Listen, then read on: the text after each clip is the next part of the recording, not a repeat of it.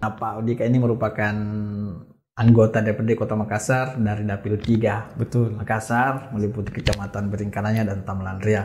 Beliau merupakan anggota fraksi Nasdem. Betul. Nah, podcast bersama Wakil Rakyat ini merupakan kerjasama Harian Rakyat Sulsel dengan Humas DPRD Kota Makassar. Nah, tak perlu berlama-lama Pak Odika. Nah, berbicara soal bansos ini sendiri, kebetulan merupakan mitra dari Komisi D sendiri. Betul. Kesejahteraan rakyat.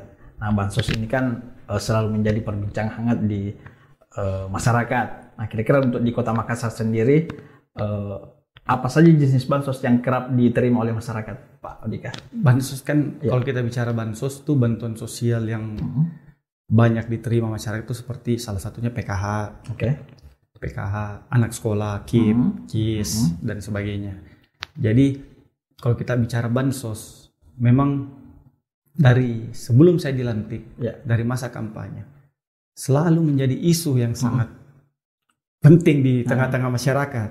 Mungkin itu dulu awalnya. Jadi memang bansos ini selalu selalu menjadi harapan masyarakat. Khususnya bagi masyarakat yang berada mohon maaf di bawah garis kemiskinannya tentunya ya. Nah, tapi beberapa problem di masyarakat juga kerap ada keluhan-keluhan terkait dengan penerimaan bansos ini.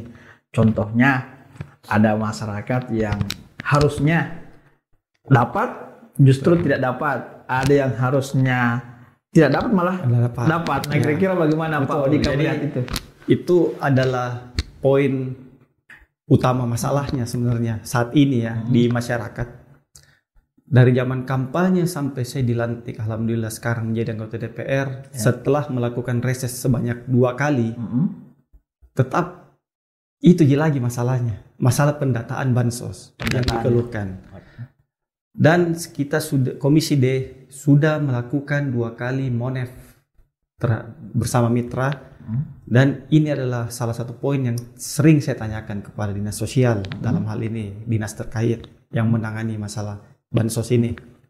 Artinya apa sih masalahnya? Kenapa ini pendataan di bawah seperti ini? Ada yang harusnya dapat tapi tidak dapat, begitupun sebaliknya. Jadi alhamdulillah kita sama dinas sosial tuh komunikasi bagus ya. Dinas sosial sangat komunikatif, solutif orangnya. Kepala bidangnya semua sering kita sharing terkait ini. Dia memberikan penjelasan kalau masalah bansos ini pendataannya itu kan dilakukan, pengusulannya itu kan melalui muskal, musyawarah kelurahan. Musyawarah kelurahan. Yes, itu yang dilakukan di kelurahan-kelurahan terkait.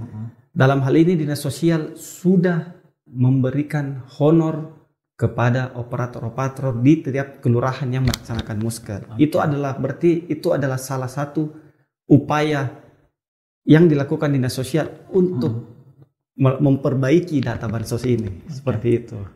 Tapi data bansos ini, data penerima bansos ini sebenarnya diperbarui tiap tahun atau tiap bulan atau gimana? Ya, kemarin saya juga pertanyakan. Harusnya masalah pemutakhiran data itu minimal setahun 2 kali lah. Setahun 2 kali ya? Harusnya. Tapi itu kan melalui muskal.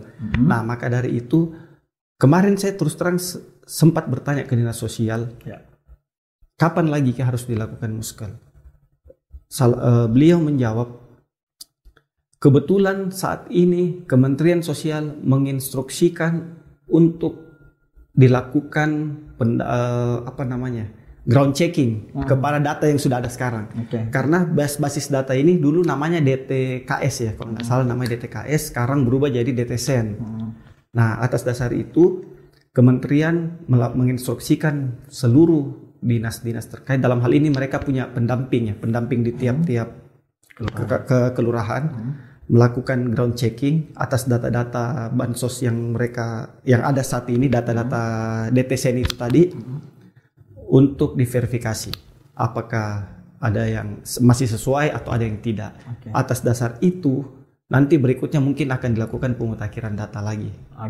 Jadi memang data penerima bansos ini tidak langsung muncul namanya ya, tapi memang melewati beberapa tahap, termasuk di kelurahan. Nah, kira-kira di Komisi D sendiri bentuk pengawasannya terhadap penerima bantuan sosial ini agar betul-betul tepat sasaran bagaimana? Jadi yang saya lakukan pertama itu menyerap, kalau reses menyerap apa keluhannya terkait bansos. Pertama kan pasti itu masalah utama masalah data. Jadi masalah data kita sudah sampaikan, kita akan cari solusinya. Kita awasi dengan penjelasannya dinas sosial, kita tetap awasi. Langkah selanjutnya kita awasi. Kalau perlu, saya sudah sampaikan ke dinas sosial kemarin. Kalau perlu, kalau ini aplikasinya Kementerian Sosial sudah bisa menginput, kita lakukan rapat lah, semacam rapat koordinasi Komisi D. Kalau bisa panggil dinas sosial dan kecamatan-kecamatan setempat. Kenapa? Karena ini harus integrasinya harus baik antara, karena yang melakukan pendataan di lapangan kan melalui muskel itu di kelurahan itu, orang-orang kelurahan. Seperti itu. Tapi pernah tidak Pak Odika sendiri mendapat keluhan dari masyarakat, misalnya Pak Dewan harusnya saya dapat yang dibansos tapi saya tidak dapat. Nah, kira-kira setelah Pak Dewan sendiri mendengar keluhan itu apa bentuk atau langkah yang dilakukan? Ya, sebenarnya kalau masalah itu Pak, hampir semua lah merasa ini kan, merasa layak dapat. Cuman kan tetap kita ada mekanisme. Saya jelaskan semua ke warga. Bapak Ibu, kita ini kan punya mekanisme, ada aturan.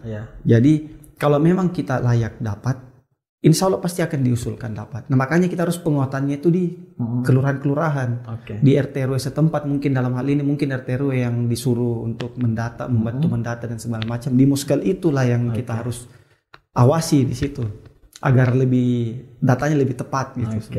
Nah, terkait dengan kelayakan untuk mendapat bansos, nah tentu tidak semua masyarakat berhak untuk dapat.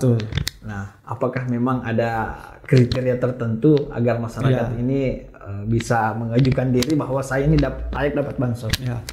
Kalau kita bicara salah satu bantuan sosial tuh kayak PKH, itu kan salah satu syarat yang untuk mendapatkan PKH kan harus mempunyai anak sekolah. Atau mungkin mohon maaf, mungkin dia janda. Itu mungkin salah satu syarat agar dia bisa mendapatkan bantuan itu, PKH itu betul.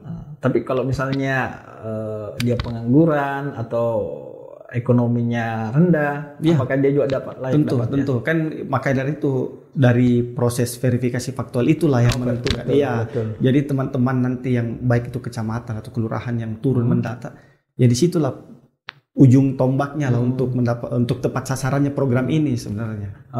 Nah, di Makassar ini sendiri Pak Odika, salah satu problem juga terkait PKH atau bantuan sosial ini adanya ketimpangan atau ketidakmerataan pembagian bansos. Nah, saya mencatat di tahun 2023, itu ada sekitar 45.000 lebih kepala keluarga yang mendapat PKH ini.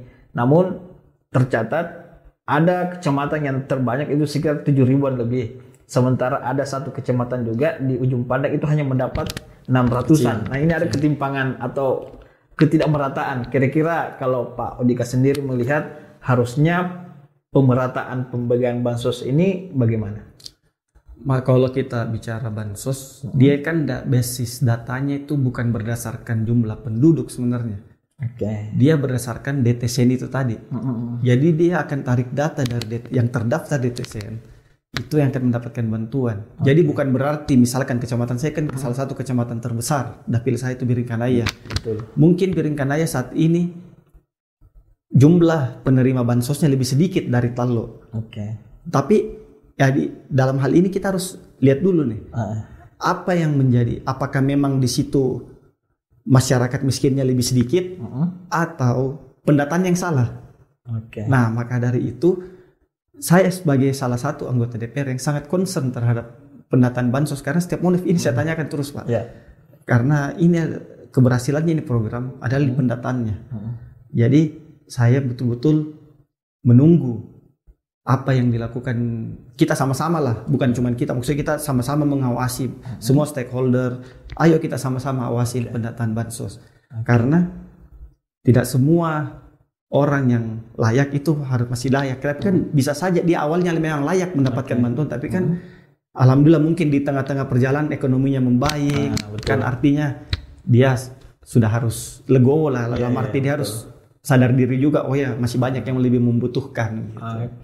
Nah, di bulan Mei ini sendiri, di bulan Mei 2025 ini, itu sekitar ada, kalau tidak salah ada 5 bentuk bantuan sosial akan diturunkan ke masyarakat. Ada mulai dari BMG, BNPT, terus ada namanya BLT BBM, terus ada juga program Indonesia Pintar. Nah, kira-kira apakah masyarakat ini, misalnya satu kakak ini bisa dapat semua bantuan sosial ini atau gimana? Jadi kalau setelah saya cek-cek kemarin komunikasi juga ke dinas sosial, kan kalau dinas sosial kan membawa bansos-bansos dari PKH, BNPT dan lain-lain kan, BBPNT baru bantuan pangan non tunai. Mereka itu tetap semua yang terdaftar di DTSEN ini pasti mendapatkan bantuan. Tapi di situ dari kementerian juga ada 4 kategori sebenarnya, Mas. Ada desil 1, 2, 3, 4. Ada kategori yang desil 1 mungkin miskin ekstrim yang dapat bantuannya ada bisa dapat KIP, KIS, PKH, BPNT, desil 2 segala macam, dan sampai desil 4. Desil 4 mungkin ini yang hampir lulus lah dari mendapatkan bantuan gitu. Nah, terkait bansos ini, maaf Pak Dewan, di tahun 2021 kemarin kan ada namanya bansos untuk COVID-19. Sayangnya para pelaku untuk bansos ini juga ternyata ada yang korupsi juga ternyata Pak Dewan. Kira-kira bentuk pengawasan dari Komisi D sendiri agar bansos ini betul-betul tidak disalahgunakan oleh pihak tertentu, apalagi sampai menyunat misalnya, memangkas-pangkas, memotong, sehingga masyarakat tidak mendapat seharusnya. Gimana Pak Dewan bentuk pengawasannya? Sebenarnya kan kalau kayak bantuan gitu, Mas, itu kan bantuan langsung cair ke rekeningnya penerima. Sebenarnya seperti itu. Cuman beberapa warga tidak mau repot. Gitu. Menitip kartunya. Nah, disinilah celah-celah ada oknum-oknum yang bermain. Tapi alhamdulillah harusnya sih untuk saat ini sudah tidak ada lagi. Mungkin sempat ada begitu seperti itu, tapi insya Allah kita tetap awasi pencairan bantuannya agar lebih tepat sasaran dan tidak terpotong sama sekali. Jadi memang di situ celah-celahnya ya. Betul. Dan kita pun jadi pada saat reses, pada saat kita kunjungan ke dapil, kita sampaikan juga ke warga yang penerima bantuan, Bu, Bapak, tolong kalau ada bantuan kita sendiri yang pergi cairkan. Kalau memang kita yang diantar sama beberapa pendampingnya mungkin dari pihak kelurahan, tapi jangan menitipkan, karena itu kan jangan sampai ada celah-celah terjadi lagi seperti itu. Nah, terkait bansos ini, pemerintah kan hampir tiap tahun menyalurkan bantuan sosial, baik itu berupa tunai maupun non tunai. Nah, kira-kira juga masyarakat berpendapat bahwa sebaiknya pemerintah membuka aja lapangan pekerjaan supaya masyarakat ini tidak ketergantungan terhadap bantuan ini. Kira-kira kalau Pak Dewan sendiri melihat, tentu. Saya sepakat sebenarnya dengan istilah dalam tanda kutip tidak mau terlalu memanjakan. Tapi dalam hal ini kalau kita lihat di lapangan, mungkin masih banyak juga yang harus memang dibantu. Jadi bantuan sosial ini sangat bermanfaat, sangat berguna bagi masyarakat kalau tepat sasaran. Dan di Kementerian Sosial itu punya program. Kalau dia sudah mendapatkan bantuan, dia nanti ada tahapnya itu bisa mendapatkan bantuan usaha. Namanya kalau tidak salah sekarang PENA ya. Pemulihan ekonomi apa gitu. Pokoknya dia dapat bantuan semacam modal usaha.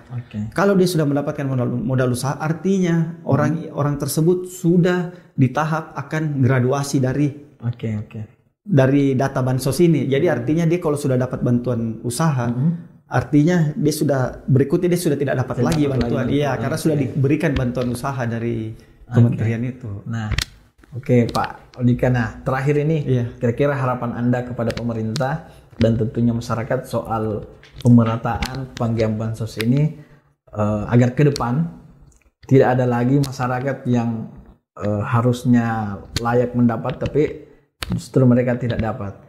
Begitupun sebaliknya. Nah, kira-kira harapan Pak Odika sendiri bagaimana? Ya, tentu harapan saya pribadi dan sebagai anggota DPR Komisi D yang bermitra dengan Dinas Sosial, dari awal sampai sekarang pun saya tetap concern terhadap pendataan bansos ini. Apalagi ini adalah momentum transisi wali kota baru.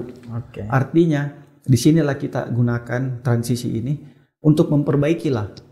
Kita sama-sama koordinasi kita saling koordinasi dengan baik, karena kalau koordinasinya kita baik, alhamdulillah komisi khususnya dinas sosial itu bagus komunikasinya. Saya terus terang setiap hari, hampir tiap hari WA terkait masalah KIS, masalah bansos, masalah apa, saya tanya. Jadi kita akan kawal, kita akan tunggu langkah-langkah dinas sosial seperti apa penjelasannya, kita tunggu sama-sama. Begitu sudah ada langkah-langkah berikutnya, itu akan kita awasi terus, agar tujuan kita apa? Agar pendataan bansos ini pas dan tepat sasaran. Karena kalau sudah datanya yang benar, insya Allah semua bantuannya itu akan pas semua di masyarakat. Oke, siap Pak Odi. Terima kasih banyak Pak Dio untuk bincang pada siang hari ini. Nah, pada intinya bahwa bansos ini memang sangat berguna atau sangat bermanfaat bagi masyarakat, khususnya masyarakat miskin, asal tepat sasaran. Betul. Nah, kembali lagi bahwa pendataan tentu menjadi PR tersendiri bagi dinas sosial khususnya di Kota Makassar. Nah, terima kasih atas waktunya Pak Dika. Selamat beraktivitas kembali. Selamat mengawal aspirasi rakyat. Amin. Nah, oke, baik pemirsa podcast Rakyat Sosial, sampai di sini perbincangan kita. Sampai jumpa di podcast selanjutnya. Wabillahi taufiq wal hidayah. Assalamualaikum warahmatullahi wabarakatuh.